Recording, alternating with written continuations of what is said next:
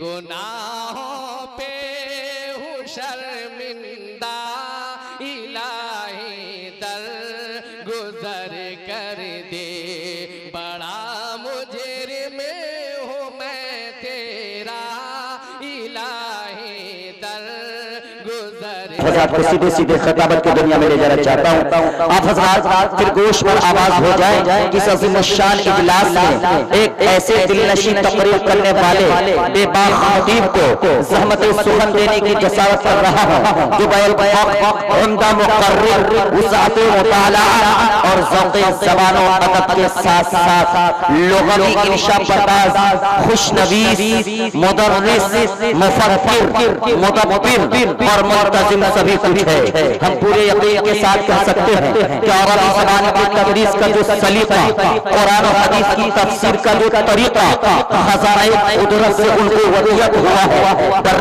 صغیر ہی نہیں بلکہ بیرون ملک میں بھی بہت کم مدرسین کے حصے میں آیا ہوگا ایشیا کے ممتاز اسلامک یونیورسٹی دارالعلوم دیوبند کے صحن چمن میں حضرت کی جامع تقریر و تدریس بے نظیر صلاحیت و انفرادیت کا چرچا جس اخلاص و محبت اعتقاد و افتخار کے جذبات کے ساتھ کیا جاتے ہیں اس کی عکاسی کرنا ناچیز کے کمزور حافظے کے بس کی بات نہیں تو آئیے اس عصر خزادیدہ میں دلوں پر حکمرانی کرنے والے چمن اسٹیج میں چہچہانے والے ایک بیمار خطیب عبد العزیز پیر طریقت مفکر اسلام حضرت مولانا شمشاد صاحب رحمانی دامت برکاتہ استاد دارالعلوم دیوبند و نائب امیر شریعت امارت شرعیہ فلواری شریف پٹنہ سے درخواست پیش کرتے ہیں کیا حضور تشریف فرماتے اپنے خطاب نایاب سے سامعین کے دلوں کو بزرگ فرمائے اس شعر کے ساتھ کہ اللہ کے کرم سے بلندی ہوئی نصیب مجھ کو میرے ضمیر نے کیوں نہیں دیا اور سارے ہی جھوٹ میرے مخالف کے کھڑے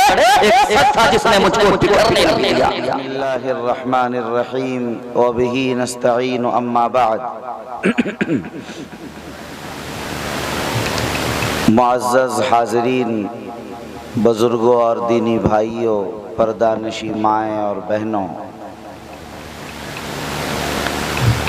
رات کا اکثر حصہ گزر چکا ہے ہم اور آپ اب نیند کی آغوش میں جا رہے ہیں دعاؤں کی قبولیت کی گھڑی ہے ہم اور آپ اب دعائیں کریں گے اور اجلاس کے اختتام کا اعلان ہوگا لیکن تعمیل حکم میں آپ حضرات کے درمیان حاضر ہو گیا ہوں ابھی اگرچہ آپ حضرات نے حضرت مولانا مفتی صلاح الدین صاحب دامت برکاتہم العالیہ جو جانشین ہیں حضرت مولانا امام الدین صاحب رحمۃ اللہ علیہ خلیفہ اجل شیخ الحدیث حضرت مولانا زکریا صاحب رحمۃ اللہ علیہ کے ان کا خطاب سماعت فرما رہے تھے اور تفصیل کے ساتھ انہوں نے آپ حضرات کے درمیان بہت ہی قیمتی اور معرکۃ الآراء بیان سے آپ حضرات کو مستفیض کیا کوئی لمبی چوڑی بات آپ حضرات کے درمیان نہ کرنے کی گنجائش ہے اور نہ موقع ہے آپ حضرات بھی چند لوگ بیٹھے ہوئے ہیں اس لیے چند منتشر باتیں جس طرح آپ منتشر ہیں میری باتیں بھی منتشر اسی انداز سے ہوں گی آپ حضرات کے سامنے کچھ کہنے سے پہلے میں بہت شکر گزار ہوں میرے بہت ہی عزیز شاعر انقلاب آوازوں کا جادو جو لوگوں کے دلوں پر کرتے ہیں جناب ابرار دانش صاحب انہوں نے بڑا اصرار کیا اور مجھے یہاں آنے کے لیے مجبور کیا کہ نہیں آپ کو آنا چاہیے انہی کی دعوت پر میں حاضر ہوا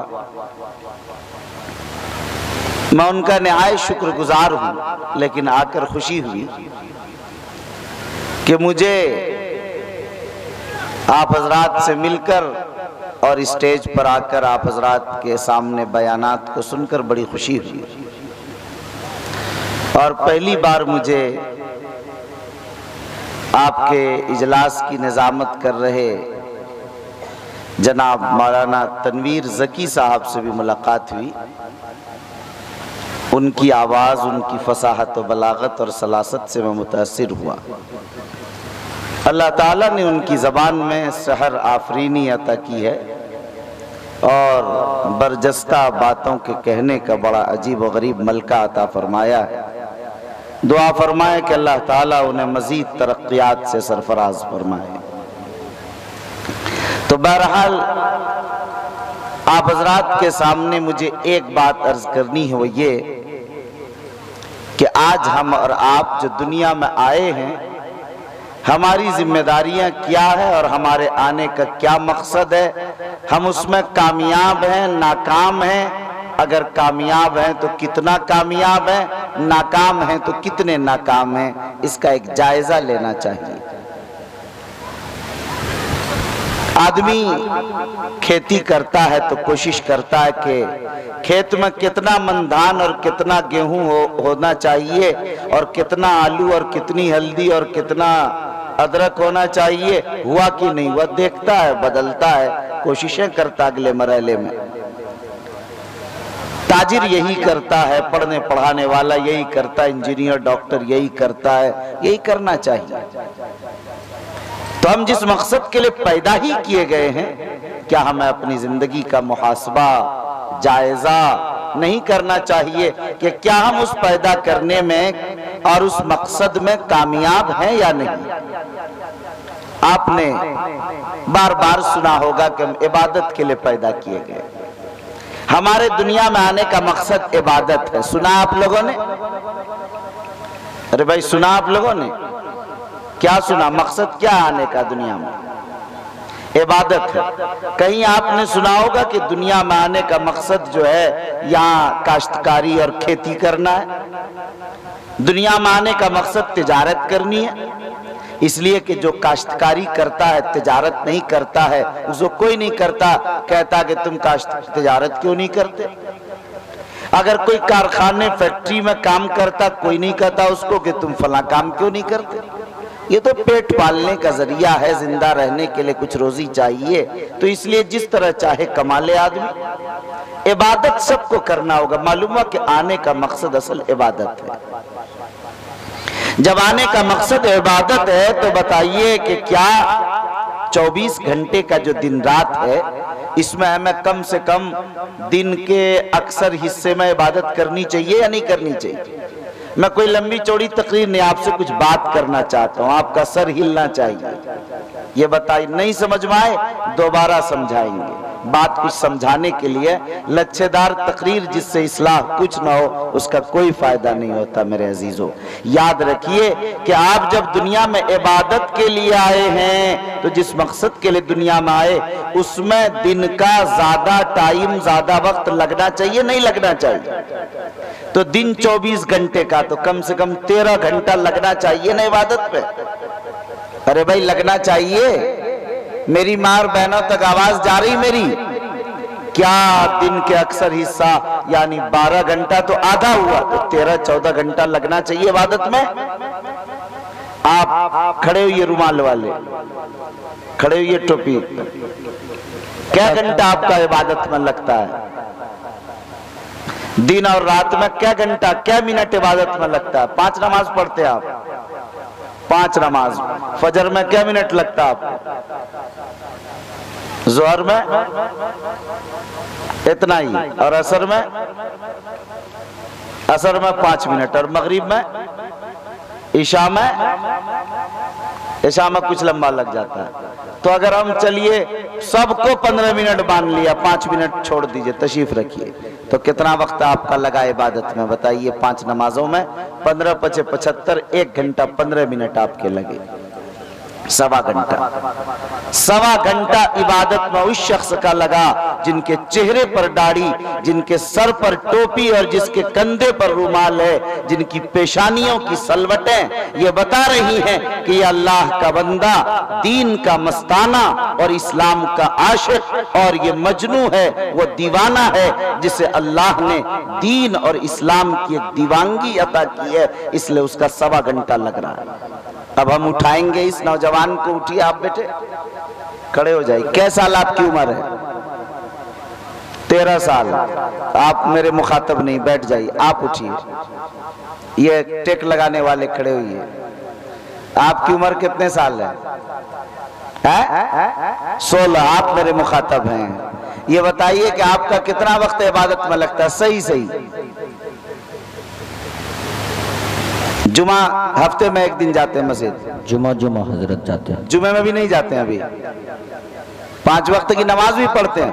वाह भाई वाह, अल्हम्दुलिल्लाह, माशाअल्लाह। तो मगर आप तेज वाला पढ़ते होंगे ना? क्या मिनट वाली पढ़ते हैं आप? 15 मिनट वाली या 5 मिनट वाली?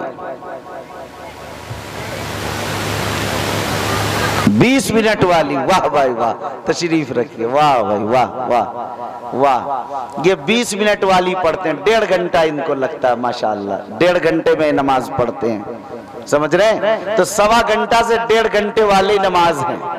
बताइए, जो लोग पढ़ते भी नहीं उनका तो 1 मिनट भी नहीं लगता इबादत में, पूरे दिन गुजर रहा है। मेरे भाइयों, मेरे बुजुर्गों, जरा एक बार जायजा लीजिए आप इस बात का कि आप पैदा किए गए हैं इबादत के लिए, और जो सबसे बड़ा आबिद जाहिद है, शब जिंदादार है, तहज्जुद गुजार है, तिलावत करने वाला है, मुनाजात करने वाला है, इस्तिग़फ़ार और तस्बीह और तहलील करने वाला है, उस शख्स का सवा घंटा लग रहा है। ए मेरे भाइयों, ए मेरी बहनों, ए मेरी माँ, खुदारा बताओ, हम और आप अपने आने के मकसद में कामयाब हैं या नाकाम है? बताओ, हम नाकाम है अपने आने के मकसद। सवा घंटा सिर्फ इबादत में लग रहा है, सवा घंटा। कम से कम 13 घंटा इबादत में लगना चाहिए, लेकिन अल्लाह ने उसे माफ कर दिया। कहा कि चलो 5 नमाजें तो पढ़ लो। इन 5 नमाजों के भी अगर जिसने सवा घंटा 1.5 घंटा भी लगा लिया वो भी कामयाब है, लेकिन उनका क्या होगा जो ये वक्त भी नहीं लगाते हैं? उनका क्या होगा बताइए? आप जानते हैं कि हमारे मुआशरे में 90% लोग नमाज नहीं पढ़ते हैं, 10% लोग। ये सही है अंदाजा? नमाज 13 साल 14 साल से फर्ज हो जाता, बालिग हो जाते हैं बच्चे। अब बताइए, 90% लोग नमाज नहीं पढ़ते, इसके बावजूद इरादा ये होता है, ख्वाहिश और तमन्ना ये होती है कि अल्लाह की नुसरत हो, अल्लाह की गैबी मदद आए, फरिश्ते आसमान से उतरने लगे, बद्र उहुद की तरह फरिश्तों की कतार अंदर कतार जमीन पर आती रहे। तो बताइए कि कैसे अल्लाह की नुसरत और कैसे अल्लाह की गैबी मदद आएगी जहाँ 90% लोग ईमान वाला अमल ही नहीं कर रहे। ईमान और कुफ्र के दरमियान फर्क ही नमाज है। आप बताइए कि वो नमाज जो ईमान की अलामत है वही नमाज नहीं पढ़ रहे, तो फिर क्या रह गया जिंदगी में? उसे कैसे मोमिन कहा जाएगा? सबसे पहली इबादत यही है। इसीलिए मेरे भाइयों, हमारी इबादत का ये जायजा, मैं एक जायजा लेना था मुझे और कुछ नहीं। एक दूसरा जायजा आई, आप मुसलमान हैं, कुरान मजीद की पहली आयत नाज़िल हुई, इक़रा बिस्मि रब्बिकल्लज़ी खलक़। ऐ लोगों पढ़ो, पहली वही है कि पढ़ो। हमारी तालीम का क्या जायजा है आप जानते हैं? सरकार दो आलम सल्लल्लाहु अलैहि वसल्लम ने खुद ऐलान किया, इन्नमा बुइस्तु मुअल्लिमा। आप अलैहिस्सलाम ने ये नहीं फरमाया कि मैं मुबल्लिग बनाकर भेजा गया, इन्नमा बुइस्तु मुबल्लिगा, इन्नमा बुइस्तु ज़किया, इन्नमा बुइस्तु तक़िया, इन्नमा बुइस्तु सूफिया, इन्नमा बुइस्तु दाइया। कुछ नहीं फरमाया, सिर्फ एक ऐलान फरमाया, एक है नारे मस्ताना सरकार दो आलम शहंशाह कौनैन का, इन्नमा बुइस्तु मुअल्लिमा, मैं तालीम देने वाला बनाकर भेजा गया हूँ। यानी मैं पढ़ाने के लिए बना कर भेजा गया हूँ। इंसान कोई भी हो, बहरो बर से ताल्लुक रखने वाला हो, किसी काखे फकीरी में जिंदगी गुजारने वाला, किसी शाही महल में जिंदगी गुजारने वाला हो, यूरोप में हो, अमेरिका में हो, कनाडा में हो, ऑस्ट्रेलिया में हो, अरब ममालिक में हो, वो बर्री जिंदगी गुजार रहा हो, बहरी जिंदगी गुजार रहा हो, जजीरों और टापुओं में बसने वाला हो, जंगलों में खुशकियों में बसने वाला हो, जर्रात में रहने वाला हो, कोई इंसान हो, कहीं से ताल्लुक रखने वाला हो, हर एक के लिए ऐलान किया कि मैं तुम सब के लिए उस्ताद बनाकर भेजा गया हूं। इसीलिए ऐलान किया कि मैं ऊती तो इल्मुल अव्वलीन वल आखिरीन, अव्वलीन और आखिरीन का मुझे इल्म दे दिया गया। मूसा अलैहिस्सलाम का इल्म मुझे दिया गया, आदम का इल्म मुझे दिया गया, शुएब का इल्म मुझे दिया गया, शीस का इल्म मुझे अता किया गया, जकरिया और यहया का इल्म मुझे दिया गया, इब्राहिम और इस्माइल का इल्म मुझे दिया गया, इसहाक और याकूब का इल्म मुझे दिया गया, यूसुफ का इल्म मुझे दिया गया, मुझे तौरात का इल्म दिया गया, इंजील का इल्म दिया गया, जबूर का इल्म दिया गया, हत्ता के सहाइफ इब्राहिम मूसा का इल्म अता कर दिया गया। सारे उलूम आदम से लेकर क़यामत तक आने वाले उलूम सब मोहम्मद रसूलुल्लाह को अता कर दिया गया। मोहम्मद का कोई उस्ताद नहीं, मोहम्मद नबी का कोई उस्ताद नहीं होता है। नबी के बारे शेख सादी कहते हैं, यतीमे के ना कर द कुरान दुरुस्त कुतुब खाना चंद मिल्लत बशुस। यतीम ऐसा मोहम्मद कि उन्होंने कभी कुरान किसी के सामने बैठकर पढ़ा नहीं, जानुए तलम्मुस तय नहीं किया, लेकिन दुनिया के सारे मज़ाहिब के कुतुब खानों को उसने दो डाला। अंबिया को अल्लाह पढ़ाते हैं, रसूलुल्लाह के असातिज़ा उस्ताद अल्लाह रब्बुल इज्जत बराह रास्त होते हैं। कायनात में उनका कोई उस्ताद नहीं होता। अगर कायनात में कोई उस्ताद होगा तो नबी अपनी नबूवत कैसे उस्ताद के सामने पेश करेगा।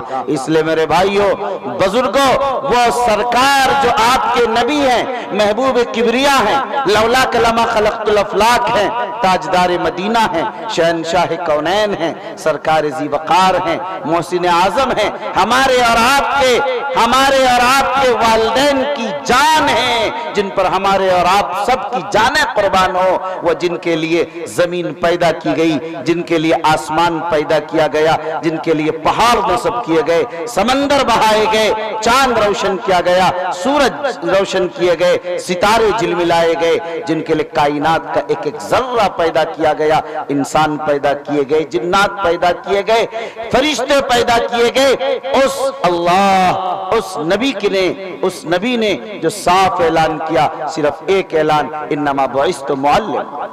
आपको कहना यह है कि इस्लाम का इम्तियाज और इख्तिसास इल्म है। मुझे ये एक जुमला आपको सुनाना। इसलिए आप देखें, मक्की जिंदगी है, दारे अरकम जैसे मदरसे कायम है। इसीलिए मदनी जिंदगी है, मस्जिद नबवी तामीर होती है, सुफ़ा का चबूतरा मदरसे की शक्ल में तामीर होता है। शुरू ही दिन से मदीना इल्म से भर जाता है, बगदाद इल्म से भर जाता है, बसरा दारुस सल्तनत होता है, इल्म से भर जाता है, कूफा दारुस सल्तनत होता है, इल्म से भर जाता है। यह है खिलाफत बनु राशिदा, यह है खिलाफत बनु उमय्या का जमाना। उलूम के तर्जमे हो रहे हैं, उलूम फनून की ईजाद और तदवीन होती चली जा रही है, बढ़ते चले जा रहे हैं। लेकिन मेरे भाइयों, उसी कलमे तय्यबा के पढ़ने वाले, उसी इस्लाम के नाम लेवा, उसी मोहम्मद के महबूब, उसी चाहने वाले आप और हम सब हैं। लेकिन यकीन मानिए, बताइए हमारे इल्म का क्या हाल है? क्या हाल है हमारे इल्म का? बताइए कि इस मजलिस में कितने हाफिज कुरान, कितने आलिम दीन हैं, कितने डॉक्टर हैं, कितने आईएएस हैं, कितने आईपीएस हैं? तालीम की क्या सूरत हाल है? एक जायजा तालीम का भी आइए मैं आपको पेश कर देता हूं। मेरे भाइयों, आज हिंदुस्तान के मुसलमानों की सूरत हाल तालीम की यह है कि 43% 43% 43% मुसलमानों के बच्चे आज न मदरसा जा रहे हैं, न मकतब जा रहे हैं, न स्कूल कॉलेज कहीं जा रहे हैं। 43% बच्चे अंगूठा छाप हैं, न वो ABCD पढ़ते लिखते, न अलिब्बा पढ़ते लिखते, न क ख ग जानते हैं। वो अंगूठा छाप है 43% मुसलमानों के बच्चे। अब कितना बच गया? 57% सिर्फ बच गए।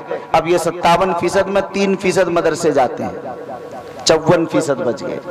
54% बच्चे जो होते हैं वो स्कूलों में जाते हैं, अब ये LKG में है, UKG में, फर्स्ट सेकंड थर्ड फोर्थ चलते हुए वो 10वीं तक पहुंचते पहुंचते सिर्फ 14 बच्चे रह जाते हैं।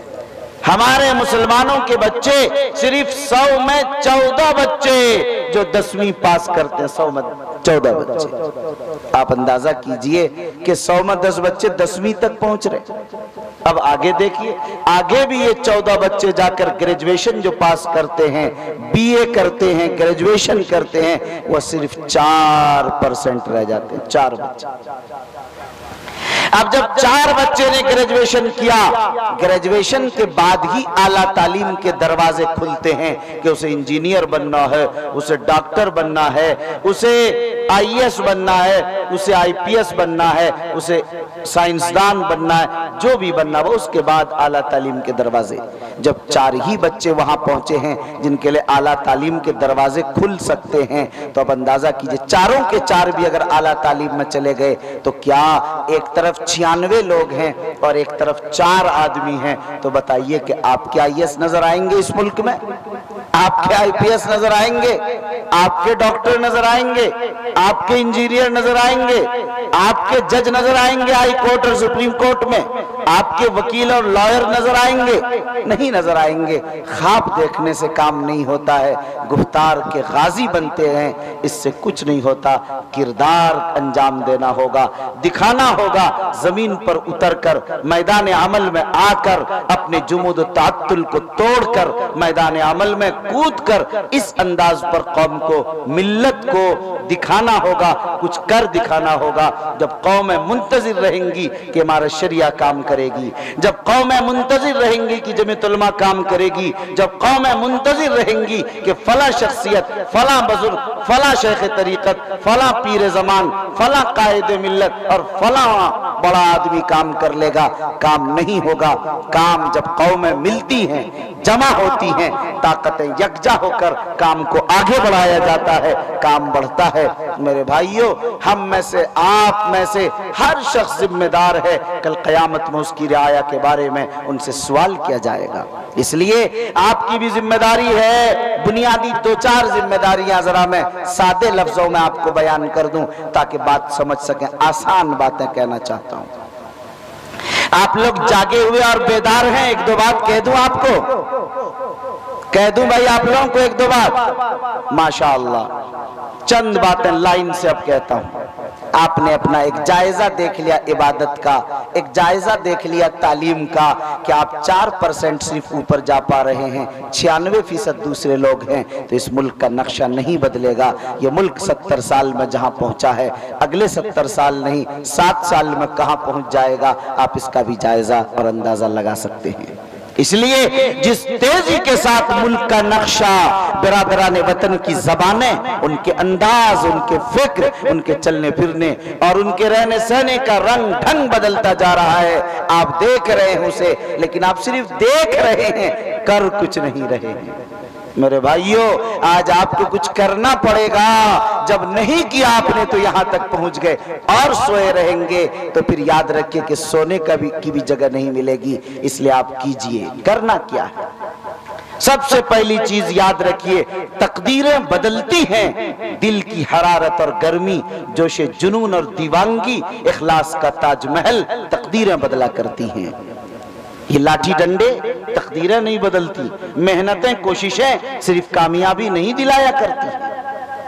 याद रखिए, आपके लिए बुनियादी जरूरत यह है कि अल्लाह की तरफ इनाबत होनी चाहिए, अल्लाह की तरफ तवज्जो होनी चाहिए। इमाम मालिक रहमतुल्लाह अलैह से किसी ने पूछा कि हजरत, मुसलमानों पर मसाइल आते हैं, मुश्किलात, कोई कहता कि ये आजमाइश है तुम्हारे लिए और कोई कहता कि ये अजाब है, मैं कैसे फर्क करूं कि हम पर आजमाइश है या अजाब है, खुदाबंदी है?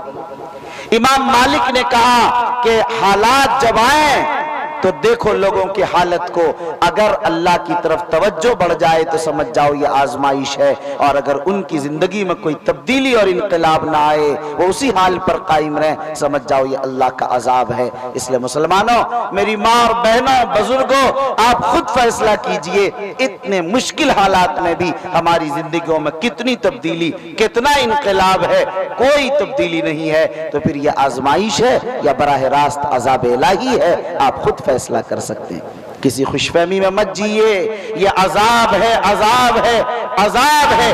اسی لیے فرمایا اعمالکم اعمالکم، تمہارے اعمال ہی تمہارے ہے۔ اس لیے جو مسلط کیے جا رہے ہیں سروں پر، وہ ہماری بدکرداریوں، بدعمالیوں، ہماری خیانتوں اور ہماری برائیوں کی بنیاد پر یہ سب کچھ ہو رہا ہے۔ اس لیے سب سے پہلے اللہ کی طرف انابت، توجہ، اللہ کی طرف خشوع و خضوع، توکل، اللہ پر بھروسہ، اللہ پر اعتماد، اللہ کی محبت، اللہ کی معرفت، اللہ کا ڈر، اللہ کی خشیت ہمارے دلوں کے اندر پیدا ہونی چاہیے۔ اللہ کا ذکر ہماری زبان پر جاری ہونا چاہیے، اللہ کا دستور ہمارے اعضاء و جوارح پر جاری ہونے چاہیے۔ یہ بنیادی ضرورت ہے۔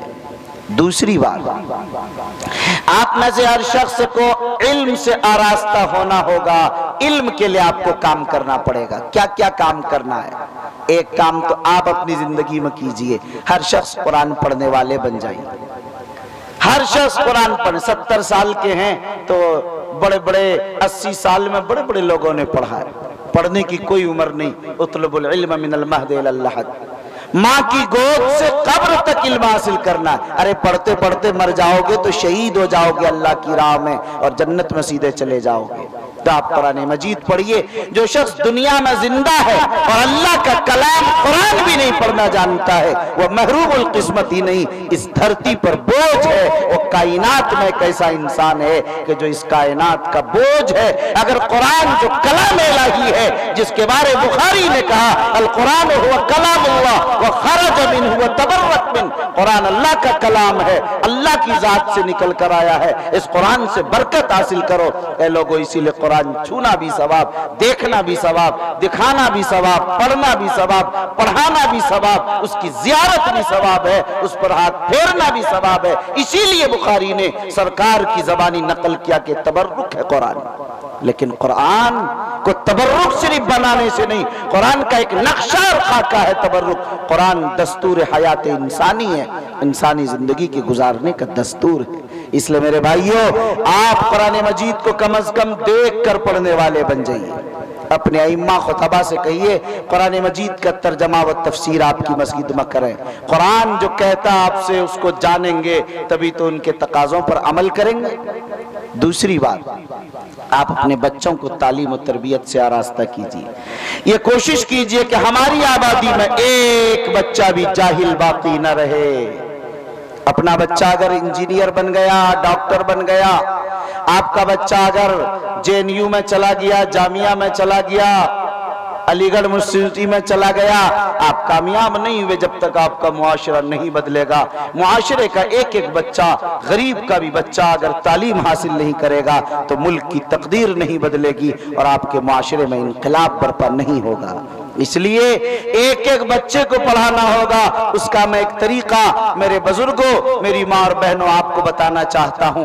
آپ کی آبادی میں تعلیم کا جو وقت ہے صبح سے لے کر دوپہر تک کا، ایک بچہ بھی کھیلتا ہوا، پھرتا ہوا، گھومتا ہوا، ٹہلتا ہوا، بیٹھا ہوا اگر نظر آ جائے، آپ اس کے والد کا نام پوچھئے، یا جانتے ہیں تو ان کے والد تک پہنچ کر ان سے پوچھئے کہ آپ کا بچہ کیوں نہیں پڑھ رہا، کیا وجہ ہے۔ اگر پیسوں کی کمی ہے تو میں اس کا انتظام کروں گا، لیکن آپ اپنے بچوں کو پڑھائیے، آپ ان کو ٹوکیے۔ میں جانتا ہوں کہ دور وہ آ چکا ہے کہ اپنے بچے کو بھی ایک تماچا مارنا مشکل ہو گیا، اپنے بچے کو کچھ کہنا سننا مشکل ہو گیا، لیکن دوسرے کے بچوں کو آپ کہاں کہہ سکیں گے۔ لیکن میرے بھائی نہیں، اس دور کو بدلیے، اس مزاج کو اٹھا کر پھینک دیجئے۔ اگر دہر میں انقلاب لانا ہے تو آپ کو کوششیں کرنی ہوں گی۔ سرکار پر بھی تکالیف آئی ہیں، آئیں گی، آنے دیجئے، مگر آپ اس کے لیے ایک عزم کیجئے کہ ہمیں تعلیم کو عام کرنا ہے۔ ایک ایک بچہ ہمارا تعلیم یافتہ ہونا چاہیے۔ انشاءاللہ اس کی کوشش کریں گے ہم لوگ انشاءاللہ۔ آخری بات میں آپ حضرات سے کہہ کر ختم کر دینا چاہتا ہوں کہ میرے بھائیوں، ہم اور آپ جس ملک میں ہیں اس کا جو نقشہ بن رہا ہے، ہمیں اس ملک کے اندر جینے کے لیے ضرورت اس بات کی ہے ہم دینی تعلیم کے ساتھ عصری تعلیم اور اس ماحول میں اپنے آپ کو آگے بڑھائیں۔ کیا ضرورت نہیں ہے اس آبادی میں ہم مکاتب قائم کریں، ہم مدارس قائم کریں؟ کیا ضرورت اس بات کی نہیں ہے ہم اسلامی عصری تعلیمی ادارے قائم کریں، اسلامک اسکولز بنائیں، کالج بنائیں، یونیورسٹیاں بنائیں؟ آپ کارخانے مت لگائیے، فیکٹریاں مت لگائیے، جائیدادیں مت خریدیے، زمینیں مت بنائیے، بینک بیلنس نہ بنائیے۔ اللہ اگر وسعت دے تو آپ ادارے قائم کیجئے، ادارے بنائیے، ادارے بنائیے۔ اگر پیسے ہیں تو اہل علم کو پکڑ کر شامل ہو جائیے، اہل علم ہیں، پیسے نہیں ہیں تو پیسے والوں کو ملنے، 2-4 آدمی مل کر ادارے قائم کر سکتے ہیں۔ اس لئے میرے بھائیوں، ہم نے امارت شریعہ سے ہمیں اعلان کیا ہے کہ 100 مکتب ہر سال امارت شریعہ قائم کرے گی، 10 دارالقضا قائم کر رہی اور 10 CBSE طرز کے اسلامی پیٹرن پر چلنے والا 12ویں تک کا اسکول 10 وہ قائم کیا جائے گا۔ انشاءاللہ اس پر تیزی کے ساتھ کام چل رہا ہے، لیکن میں نے پہلے ہی کہا آپ سب کی محنت، آپ سب کا تعاون اور آپ سب کی کوششیں اس کے ساتھ لگنی چاہیے۔ دعا فرمائیں حق تعالی شانہ ہمیں اپنے آنے کے مقصد کو اور ہمیں اپنی زندگی گزارنے کے مشن کو اور ہمیں کیا کرنا چاہیے اور اپنی زندگی کو کیسے بدلنا چاہیے اور اپنے جمود و تعطل کو توڑ کر ہمیں ملت کے لیے کیسے مفید اور کارآمد ہم ہو سکتے ہیں، اس کے لیے خود بھی بیدار ہونا ہوگا اور اپنے بچوں کو بھی بیدار کرنا پڑے گا۔ میری ماں بہنوں کا بڑا کردار، بڑا رول اس میں ہو سکتا ہے اگر وہ اپنے گود میں پلنے والے اور اپنے پستان سے اس شیرخوار بچے پینے و دودھ پینے والے بچے سے لے کر اگر اس کی تربیت کا آغاز کر دیں تو وہیں سے پلنے والا بچہ، وہیں سے نکلنے والا وہ شیرخوار بچہ امام بخاری کی شکل میں پیدا ہوتا ہے، ابو حنیفہ شافعی بنتا ہے، احمد ابن حنبل اور مالک بنتے ہیں۔ لیکن اگر ہم نے وہ نظام نہیں بنایا تو ظاہر پھر ہم کیسے امید کر سکتے ہیں کہ ہمارے گودوں میں پلنے والا جنید بغدادی ہوں گے، شبلی نعمانی ہوں گے، ہماری گودوں میں پلنے والے ظاہر شیخ جیلانی، امام رازی و غزالی پیدا ہوں گے؟ یہ نہیں ہو سکتا ہے۔ اگر ہمیں رازی پیدا کرنا ہے، رومی پیدا کرنا ہے، عطار پیدا کرنا ہے، گنج شکر پیدا کرنا ہے، اگر ہمیں گنگوہی و نانوتوی، اشرف علی تھانوی پیدا کرنا ہے، ضرورت اس بات کی ہے ہماری مائیں اپنے بچوں کی تربیت ذہنی فکری اسی انداز کی کریں۔ آج تو اسمارٹ فون موبائل نے ایسا تہز نہز گھر کا کر دیا کہ باپ بھی بیٹھا ہوا موبائل لے کر، ماں بھی بیٹھا ہوا موبائل لے کر، کسی کو موقع نہیں کہ اللہ کا کلام پڑھ کر اپنے بچے کو سنائیں، اللہ کے رسول کے واقعات سنائیں، سیرت رسول ان کے سامنے بیان کریں، ان بچوں کی صحیح تربیت تو کریں۔ اس کے لیے بھی کوئی تیار نہیں۔ اے لوگوں، کل قیامت میں تم مجرم ہوگے، گرفتار کیے جاؤ گے اور قیامت میں جہنم میں ڈال دیے جاؤ گے۔ تم نے حقوق ادا نہیں کیے اپنے بچوں کے، اس لیے آپ ڈریے اللہ سے، حقوق ادا کیجیے اپنے بچوں کے، حقوق ادا کیجیے اپنی بیوی کے، حقوق ادا کیجیے اپنے شوہر کے، حقوق ادا کیجیے اپنے باپ ماں اور دادا دادی نانا نانی کے، اعزاء اقربا کے، پڑوسیوں کے۔ یہ آپ کی زندگی کے مسائل ہیں۔ آج فون کے آنے کی وجہ سے رشتہ داریاں، خون کے محبتیں، تعلقات و رحم سب کچھ ختم ہو کر رہ گیا ہے۔ اس لیے بوڑھا باپ اپنے بچے سے بات کرنے کو ترستا ہے، بچے کے ہاتھ میں اسمارٹ فون ہے تو اس بات کا بھی موقع نہیں کہ باپ سے ایک بات بھی کر لے، اس لیے کہ اسے پتہ نہیں کہ باپ کی محبت، ماں کی ممتا میرے سلسلے میں کیا ہے۔ اس لئے میرے بھائیوں، آج ایک بار پھر بڑی تبدیلی جو معاشرے میں آئی ہے اس کے لئے بڑا انقلاب لانے کے لیے بڑی محنتوں کی ضرورت ہے۔ اگر ہم نے نہیں کیا تو یاد رکھیے اس صفحہ ہستی پر پھر ہمارا نام لینے والا اور اس صفحہ ہستی پر ہمارا وجود، ہمارا تشخص سب کچھ ختم ہو جائے گا۔ اس لیے ضرورت اس بات کی ہے ہم بیدار ہوں اور اپنے لیے کچھ صحیح تدبیر، صحیح فہم، صحیح شعور، صحیح تدبر، صحیح غور و فکر کے ساتھ ہم میدان عمل میں آئیں۔ دعا کریں حق تعالی شانہ اس اجلاس کو قبول فرمائے اور ہونے والی تعمیر مسجد کے اس مرحلے کی پردہ غیب سے اللہ اس کی کفالت فرمائے۔ آپ حضرات سب کو چاہیے کہ اپنا سب کچھ اللہ کے گھر کے لیے قربان کر دینا چاہیے. جو آپ نے قربان کیا وہی آپ کا ہے، جو آپ نے اپنے لیے سمجھا وہ آپ کا نہیں، وہ دھوکہ ہے، وہ آپ کے وارث کا ہے. اس لیے میرے بھائیوں آپ حضرات اس بات کی کوشش کیجئے، ابھی نہیں دیا آپ نے بعد میں دیں، لیکن اپنی مسجد کے لیے آپ حضرات پوری جان و مال کے ساتھ، پوری قوت و طاقت کے ساتھ یہ لگائیں. مسجدیں اپنی آبادی میں اپنے چندے سے اور اپنے ہی پیسے سے بننا چاہیے. جب باہر کے چندے آپ لگائیں گے اس میں وہ روحانیت، اس میں وہ نورانیت، اس میں وہ برکت، ان میں وہ سکون، ان میں وہ طمانینت نہیں پیدا ہوگی. اس لیے میں دیکھ رہا تھا کہ لوگ 100-200 سے ماشاءاللہ تعاون کر رہے ہیں. میرے بھائیوں 1000 2000 5000 10000 سے تعاون کرو اس جذبے کے ساتھ کہ اللہ کا گھر بن رہا ہے، ہمارے گھر کا مسئلہ ہوگا، ہم کس طرح اس کے لیے جان و مال لگاتے ہیں. اللہ تعالی ہم سب کو تعمیر مسجد میں بھی حصہ لینے کی توفیق نصیب فرمائے. پھر اخیر میں برادر مکرم جناب شاعر اسلام ابرار دانش صاحب کا شکر گزار ہوں کہ انہوں نے مجھے یہاں آنے کے لیے حکم دیا اور آپ حضرات کے درمیان حاضر ہو کر کچھ کہنے کا اور آپ کی محبتوں کے سامنے آپ حضرات کی زیارت کرنے کا یہ موقع گراں قدر عنایت ہوا. اللہ تعالی ہمارے آنے کو اور آپ سب کے اور ہم سب کے مل بیٹھنے کو قبول فرمائے. آمین. وآخر دعوانا ان الحمدللہ رب العالمین.